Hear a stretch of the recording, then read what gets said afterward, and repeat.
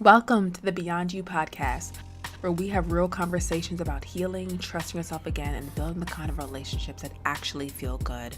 I'm Samantha, and if you've ever felt like you're just going through the motions, like you're doing all the right things but still feeling disconnected, you're in the right place. Because here we go beyond the surface, beyond the hurt, beyond the patterns that keep you stuck.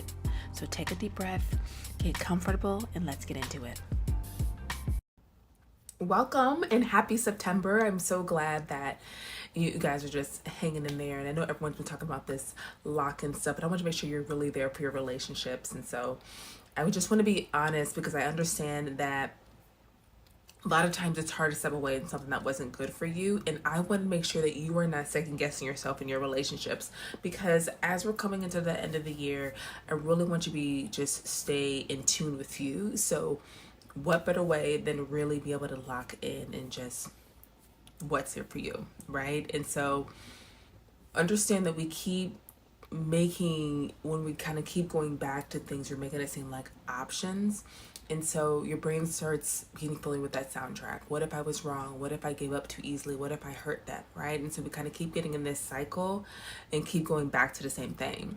And if you're nodding right now, this conversation is for you. And I'm Samantha Saunders, and from the Beyond You podcast. And today we're talking about why your inner critic gets so loud when you choose yourself, and how to trust your own wisdom enough to stop looking back. Because I understand how hard it is when keep having to look back to make sure that you are not kind of repeating the same thing, or just start feeling bad or second guessing ourselves. Because I've had friendships that broke me, that were dramatic or explosive, because it was but understand when those friendships and those relationships are so quietly erasing me, right? And so, I've had situations where someone had been friend for years, and somewhere along the way, our friendship had become this just kind of one-way street, where I was calling, the one calling, the one checking in. And I've had this in relationships too. The one available, right? The one available when the person needs to vent, but then the person not there for you. And when I was going through a hard time, it was just crickets a lot of the times. When I had exciting news to share, she listened to for about 30 seconds before turning the conversation back to what was happening in her world. And I know the relationship this happens as well. So a lot of times you start to feel invisible in your own friendship or own relationship. Like you feel like you're the emotional support system or the coach, I hear a lot of people saying, and so after one particularly painful conversation where she spent an hour complaining about her problems and then had to run, where when I tried to share something that I was struggling with, I made a decision that I was done, right? And you got to find out what your limit is for yourself. So I stopped reaching out. I stopped becoming available for every crisis call. I let the friendship naturally fade because I was exhausted from carrying all the emotional weight. And girl, when I tell you, the guilt hit me, because I started thinking, okay, maybe I'm too sensitive. Maybe she's going through a lot right now. Maybe I should have tried harder to tell her how I felt. Maybe I'm a terrible friend who gives up when things get hard. A lot of times we're doing all this questioning to ourselves, but not realizing on how it was eating away at us. And I understand now that I was second guessing myself so hard, I almost texted her to apologize for protecting my own peace.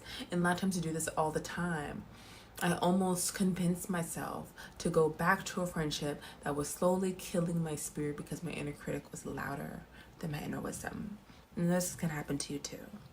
But at the time, then my therapist we're talking to asked me something that changed everything.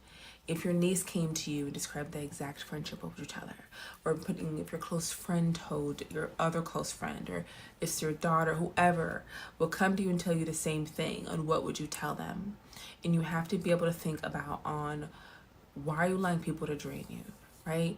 Nobody owes unlimited access to your energy because you're used to having it. That's when I realized my second guessing wasn't wisdom, it was just programming.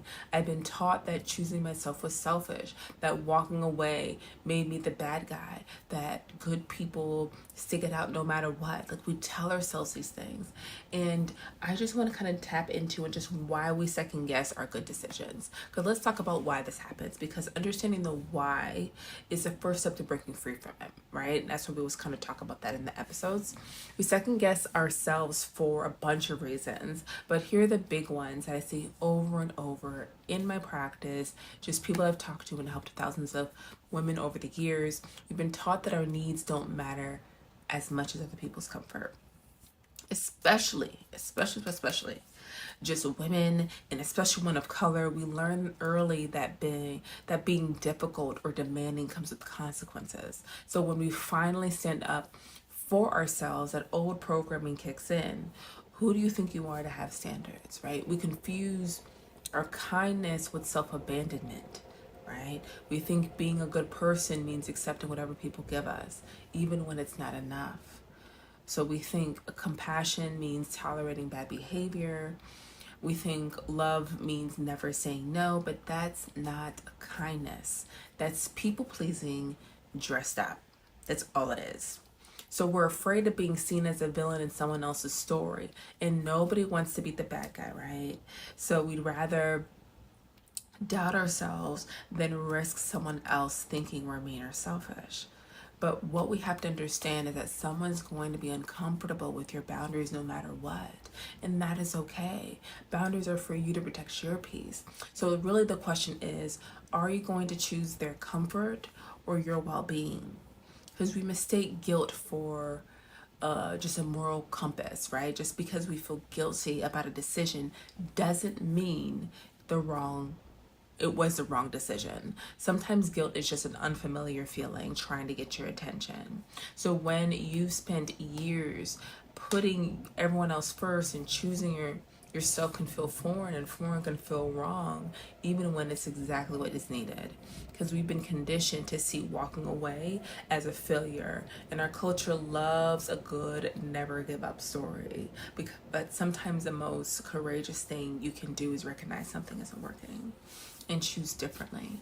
So understand that walking away isn't giving up, it's allowing yourself to grow. And here's something specifically just for the Black community as well, because I know loyalty is everything, and sometimes we carry this extra weight of feeling like we're betraying just our people when we set boundaries, like we're not being ride or die enough.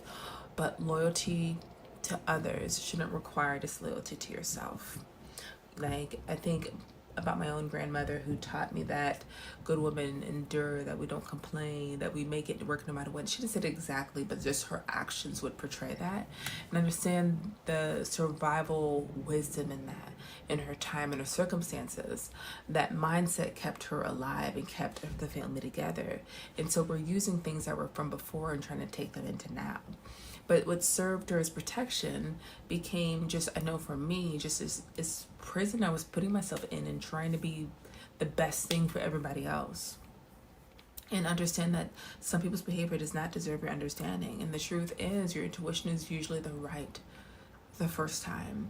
The gut feeling that told you to walk away, that was your inner wisdom trying to protect you. The second guessing is just old programming trying to keep you small. And so what we need to realize is the stories we tell ourselves when we walk away, that makes it feel so challenging, right? So let's get real about the stories our minds create when we make the brave choice to walk away from something that's not serving us. Because these stories that just kind of play in our heads feel so convincing in the moment. Maybe I didn't try hard enough, but can we talk about this one? How much trying is enough? When you've had the same conversation 15 times, when you've adjusted your expectations to the floor, when you've made the excuse after excuse for someone's behavior, at what point do we admit that trying harder isn't the solution? Trying to make your words match or change your words up isn't what's going to help. And this one breaks my heart usually because it comes from women who are seeking for the absolute bare minimum. Like, we're not talking about unrealistic standards here. We're talking about basic respect, consistency, effort. You're not asking for too much when you want to be treated well. Maybe they'll change. Understand that I get it. Change is possible, but it's not your job to wait around for someone's potential to become reality. You can't love someone into becoming who you need them to be. And more importantly, you shouldn't have to. Maybe I'm being too sensitive. This one gets me every time, right? As I'm telling you these things I hear all the time. because it's usually code for maybe my feelings don't matter. Your sensitivity is not a flaw, it's information. When something doesn't feel right, I need you to trust that. Your emotional responses are valid data about what's going around you. And we say something like, maybe I'm the problem. Sometimes you are part of the problem, and that's okay. But even if you contribute to dysfunction, right? Even that was the case, that doesn't mean you have to stay and fix it. You can acknowledge your part and still choose to remove yourself from a situation that's not healthy. And here's what I've learned. When you make a decision from a place of self-respect and self-preservation, the decision is usually right even when it feels scary. When you choose based on your values instead of your fears, you're usually right on track. The second guessing comes from just often a place where you're wanting to be nice, right? You're wanting to avoid conflict. You're wanting to keep the peace, right? But keeping the peace at the expense of your peace isn't actually peaceful. What you understand is self-destructive. So recognizing when it's time to walk away is going to be key. And I hope you guys are taking notes on this, because let's talk about how to recognize when it's actually time to walk away, because sometimes we do need to fight for things that matter. But there's a difference between fighting for something worth saving and fighting for something that's already dead. It's time to walk away when your energy is consistently being drained instead of replenished. Healthy relationships, whether romantic, friendship, or professional, should add to your life. I say this constantly in my sessions. It should add to your life more than it does take away. If you're constantly exhausted after interacting with someone, understand this information. It's time to walk away when you've communicated your needs clearly and nothing changes. I'm not talking about one conversation and then giving up.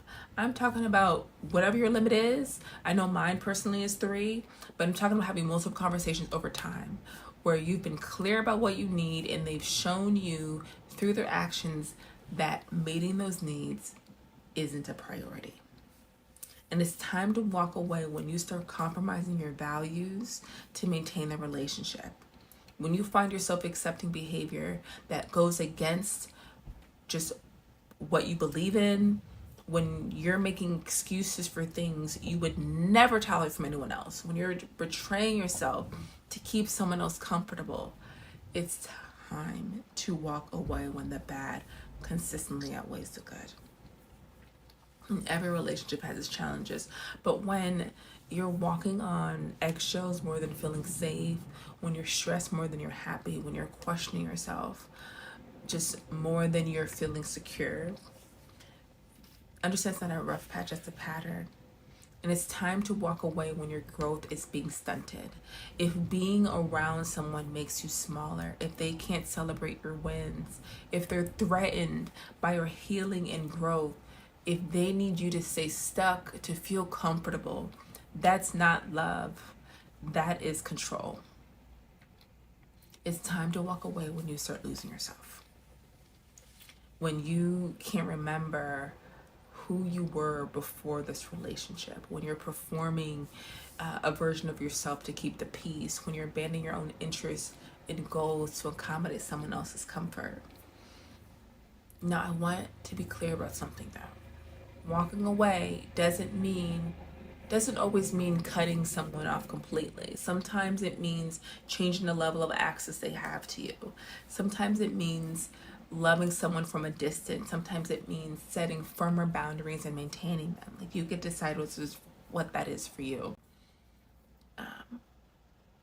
And I want you to do this consistently as well, right? Because the key is being honest about what you need to protect your peace and then taking action to protect it, even when that action feels uncomfortable.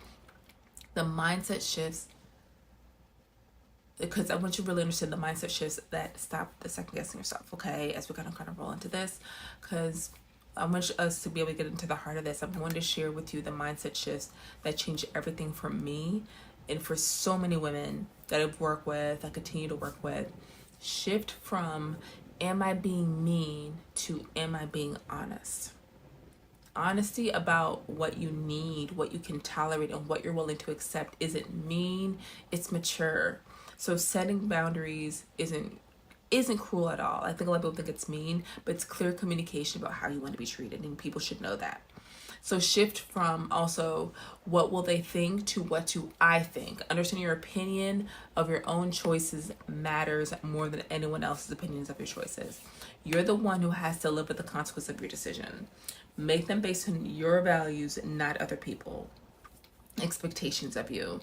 And also I want you to also shift from I should be more understanding to I understand perfectly and that's why I'm leaving.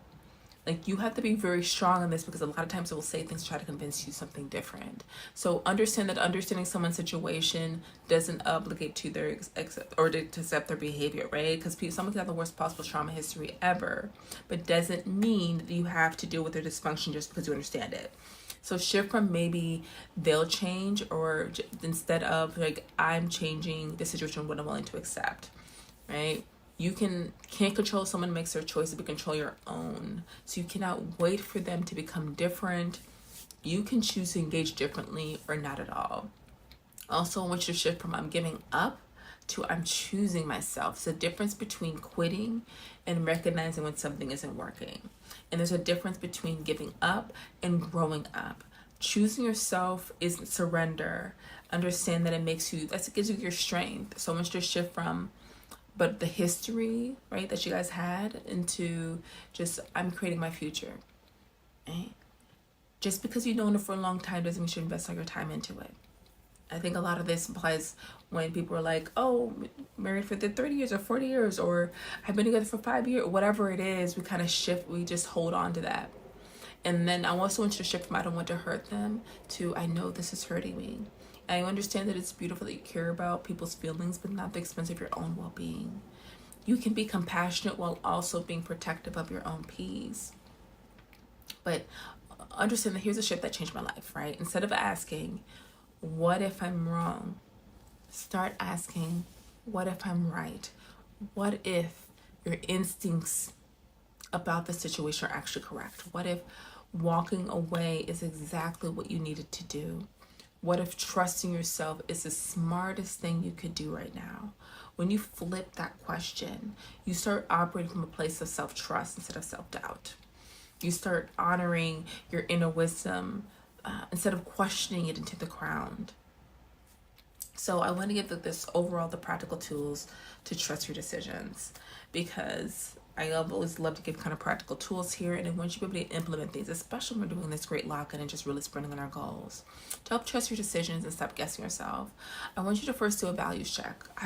I enjoy doing this. I always even write down my values, because sometimes I forget them, because I really want you to be clear on your values. What matters to you? Respect, honesty, reciprocity, peace. Then ask yourself, does staying in the situation honor those values, or does walking away honor them? Make decisions that align with you, who you want to be, and not who you think you should be. And your values are going to align with you and what you need. So also then it's just to start future self-visualization that I enjoy doing. What would that version of you want you to do in this situation? Would she want you to stay in something that's draining you? Or would she want you to bet on yourself and choose differently? And then you can also use like the best friend test, right? If your best friend described your exact situation to you, what would you tell her to do? I know plenty of times I've done this, and I would, tell her like I would leave and get out, but then I wouldn't do it to me. I would think my situation is different. It is the same. We're often much clearer about what other people should do than we are on what we should do. So give yourself the same wise advice you give someone you love. Also, the energy audit helps as well. Like, I want you to pay attention to how you feel before, during, and after interacting with per situation. I really recommend with people who are dating as well to be able to do this, to be able to really write down, okay, even in my relationship, be able to like be with the person and see, okay, how do I feel after the person? And just really just checking the patterns, just because you're checking in with yourself and just trusting, okay, oh, I felt great, like I want this person again, or whatever that feels like for you. And also, when it comes to the boundaries, you can tell by you telling somebody one time and they're respecting and honoring your boundaries. Do they respect your limits? Because when you give someone boundaries, it tells you everything you need to know about their respect for you. And I want you to be able to really, truly check your progress as well. Understand, is the relationship staying the same or is it growing? Are you becoming more of who you want to be or less? Right? So healthy connections should support your evolution, not stunt. And I know a lot of times we stay is because we think that it won't happen again or we won't be in a relationship. And no, there are billion of people in the world. A lot of this dating process and just being in a relationship is a numbers game, and just really knowing exactly what type of person would fit you. This person have good character, but I want you to be honest with yourself. I want you to just read on what you've been writing right now, because understand that you doing this work and really assessing for yourself is going to matter, because as you're writing this down, you can say, okay, is this worth it or not? And I know we get so worried about the future than just choosing ourselves. But understand, when you stay in a situation that's not working, or when you enable someone's bad behavior by accepting it, when I tell you, when you sacrifice your well-being to be comfortable, you're not actually helping anyone. You're not helping them, because you're preventing them from experiencing the natural consequences of their choices. And I get we're so worried about like the next person's going to get it. The next person will get the exact same thing this person chooses to change, and they're not choosing to change. And you're making it easier for them not to grow. So they keep staying stuck in these healthy and unhealthy patterns. And you're definitely not helping yourself, because you're teaching your nervous system that your needs don't matter, that your feelings aren't valid and your peace is negotiable every time you're doing this. So sometimes the kindest thing you can do for someone is to stop enabling their dysfunction. And sometimes the most generous thing you can do is refuse to participate in dynamics that don't serve anyone. If you're enjoying this, please make sure to like and subscribe and share with someone that who you know that would need this. And this helps gets us to more people and really just be able to get us into more healthy relationship, authentic spaces. Understand that when we're so worried about someone else's feels, instead of worrying about how we feel about something, you're self-abandoning yourself. And a lot of this, I just want this episode just to be a wake-up call, right? That you need to examine your own patterns. It can be the boundary that forces them to take responsibility for the impact on others. Like, you can be able to help people through this. It's an impact that they will have by you knowing that you're not tolerating this. Okay? And so I really want you to be able to just show up for you and understand that you don't need anyone's permission to protect your peace. You don't need anyone's understanding to honor your own boundaries. And you do not need anyone's approval to choose yourself. Okay? So if you have any questions or comments, I want to be able to just let me know below. I want to hear just your stories and how you decided to walk away. Listen, choosing to walk away from something that's not serving you, whether that's a relationship, a job, a friendship, or any situation that's draining your spirit, takes incredible courage. So I just want to be able to just say that. And the fact that you're second guessing yourself afterward doesn't mean you made the wrong choice. It usually means you made the right choice. Your old programming is freaking out about it. Your instincts are usually right the first time. So I get it. It feels uncomfortable at first, but doesn't mean it's wrong, okay? That voice that told you to walk away, that was your inner wisdom trying to protect you.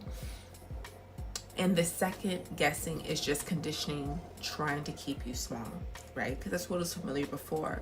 So I really want you to trust yourself. Trust your experiences. Trust your right to choose peace over drama, respect over familiarity, and growth over comfort. Before I go though, I want you to remember this. You don't have to set yourself on fire to keep other people warm.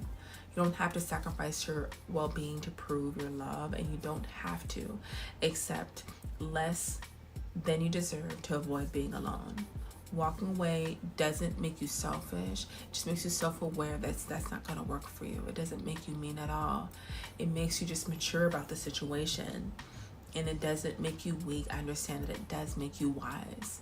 If this episode helped you trust your own wisdom a little more, share it with someone who might need to hear it too. Remember, the door you close behind, you create space for the doors that are meant to open in front of you.